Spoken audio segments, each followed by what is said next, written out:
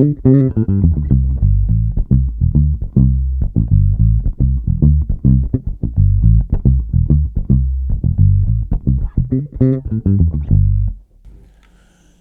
guys, how's it going? Muthurajah here. Before I get to the actual lesson, if you haven't already subscribed to the channel, I invite you to subscribe. Keep yourselves updated with lessons and doodles and my gigs and whatnot. So hit that subscribe button right now. All right, so I'm finally back with an episode of Chop Builders. In today's episode, we're going to take a look at something really simple, based in A minor pentatonic. And it's also using the palm muting technique on the right hand or your picking hand. Okay, so the groove in its skeletal form at speed sounds like this: 1, 2, 3, 4.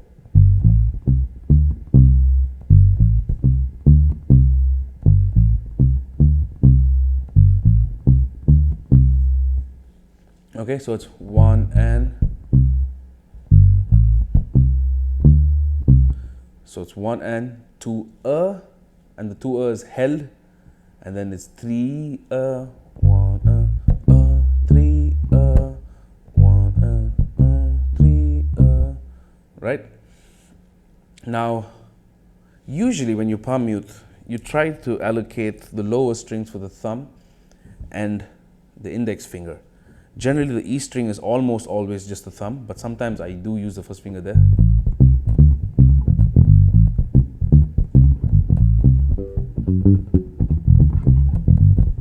So it really depends on what you're going for. But generally, in this video's case at least, we're going to use the thumb on the low E. Okay, that's a skeletal form. I do throw in ghost notes, like before the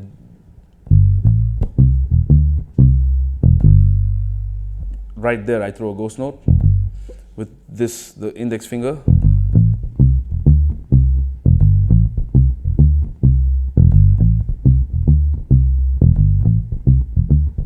Right? And I'm not doing this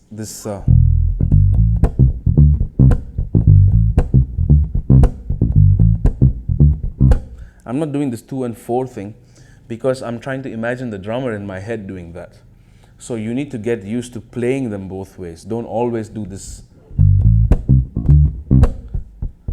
Don't always do that. If you're playing with the drummer, you have no room to do that.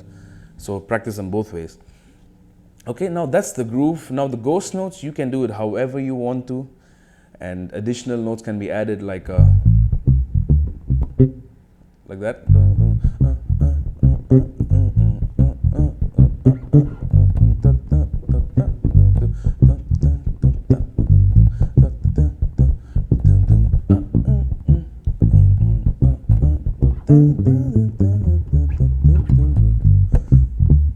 And so on and so forth. You can displace the notes, you can mix up the notes, you can move the phrase up an eighth note or down an eighth note. You can just vary it with many variations. I actually talked about something similar in my previous lesson where we talk about developing phrasing ideas. So those concepts typically apply, and that's why you will also hear me, I'm kind of humming along, singing along with the groove, just to really emphasize the phrasing and the way it sits in the pocket. Now the bass fill I played, I kind of open up from the palm mute, but just on the higher notes. And then from the open it starts coming down. So, so that's the kind of articulation I'm going for.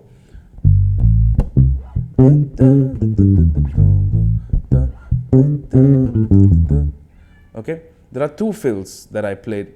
That's the first one, where it starts on beat 3, 1, 2, 3, 4. And you'll notice I end the phrase with my first finger on the D over here. And then I jump down to the G with the same finger. That is something you might take some time to get used to.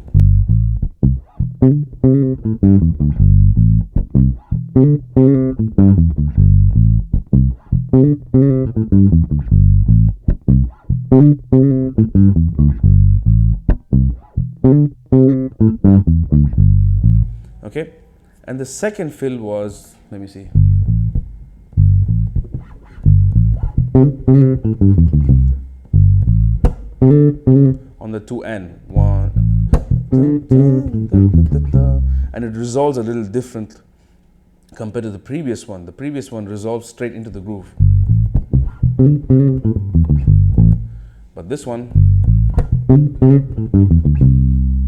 has this break. It resolves on the 4N, so you have half a quarter note or an eighth note to just let it breathe.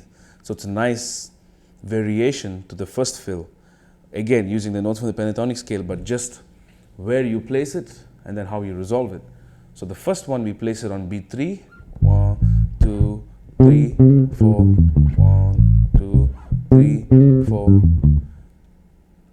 The second fill is on the 2N. 1, 2, 3, 4. 1, 2, 3, 4. All right, so that's about it for this episode. So again, subscribe to the channel for more lessons and all the other goodies and all that jazz. Until the next one, I'll see you guys in the shed. Peace.